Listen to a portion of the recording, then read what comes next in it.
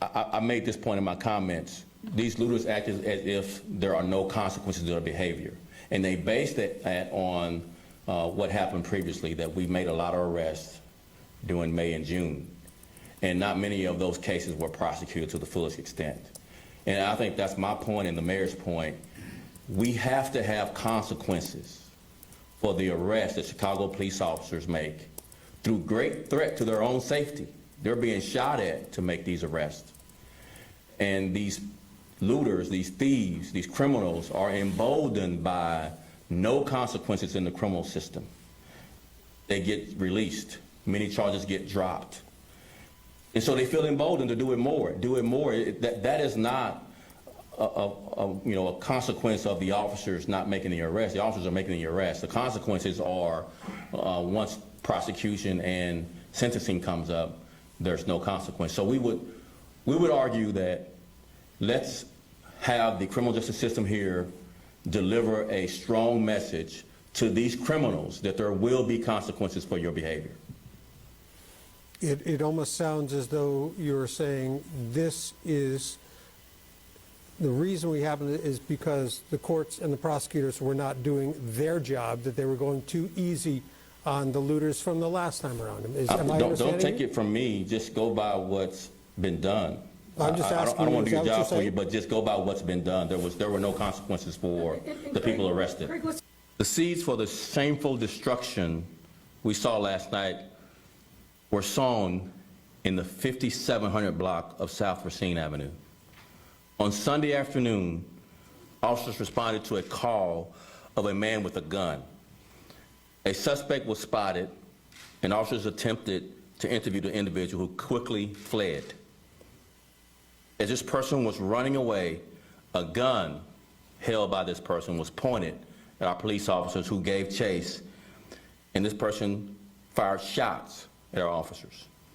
Officers returned fire and struck the individual, who was taken to the University of Chicago Hospital and is expected to survive. The shooter is a 20-year-old man with 4 previous arrests for charges including burglary, child endangerment, and domestic battery. I am relieved to say that none of our officers were hurt in this shooting. A gun was recovered from the scene. After this shooting, a crowd gathered on the south side following the police action. Tempers flared, fueled by misinformation as the afternoon turned into evening. CPD became aware of several social media posts encouraging looting downtown. Officers were dispatched to our downtown area once we got word of the social media posts. 400 officers were dispatched to our downtown. As the officers arrived to our downtown, the first incident happened at a store near the 87th and the Dan Ryan Expressway. Soon, car caravans were headed into the loop. This was not an organized protest. Rather, this was an incident of pure criminality. This was an act of violence against our police officers and against our city. As of now, Chicago police have made more than 100 arrests for looting, disorderly conduct, battery against police, among other charges. A total of 13 officers have been injured throughout the night, including a sergeant who was struck with a bottle. Another officer had his nose broken as he fought with a group of looters. In the last 7 days, a total of 9 officers have been shot at in Chicago. What we are seeing is violence against police. A security guard and a civilian were struck by gunfire during the melee last night in our downtown. They were both taken to Northwestern Hospital in critical condition. 5 guns were recovered during these incidents. In fact, CPD has recovered a total of 149 guns this weekend. Another 164 guns were handed in as part of a gun turn-in event on the west side. Gun arrests in this city are up 15% this year compared to 2019. In one incident last night, officers were arresting a looting suspect at Michigan Avenue and Lake Street. This person was carrying a cash register he had looted out of a store. As officers were making the arrest, another vehicle passed by the officers and fired shots at the officers as their vehicle turned the corner, resulting in an exchange of gunfire between our officers and these suspects. A bullet was found lodged in the cage of the police vehicle. So far this year, Chicago police have recovered 6,189 guns.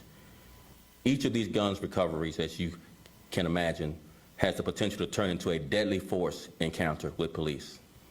As for the weekend figures, officers made an outstanding arrest for murder, 8 outstanding arrests for criminal sexual assault, and 2 outstanding warrant arrests for robbery, and 5 arrests for aggravated battery. Friday through Sunday, 6 p.m. to 11:59, there were 31 shootings throughout the city, 3 of which were murders. These shooting incidents and the looting we saw overnight are completely unacceptable. Criminals took to the streets with confidence that there would be no consequences for their actions. Let me say that again. Criminals took to the street with the confidence that there would be no consequences for their actions. And I, for one, refuse to allow these cowardly acts to hold our city hostage. CPD will not stand by as our beautiful downtown becomes someplace that people fear. I have instructed our detective units to create a special team of investigators to look at the hours of pod camera footage from last night. We have high-definition video of suspects and vehicles. If others have security video, would you please forward them to cpdtip.com. I pledge to pursue these offenders to the fullest extent of the law. A heavy police presence will continue throughout the downtown area today and until further notice.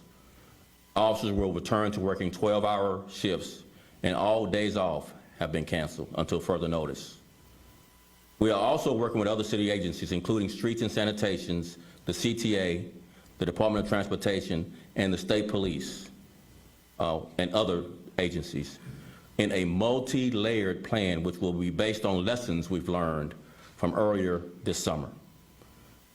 Downtown access will be restricted from 8 p.m. to 6 a.m. The department also has its eyes in the neighborhoods to ensure that looting does not spread based on our lessons learned.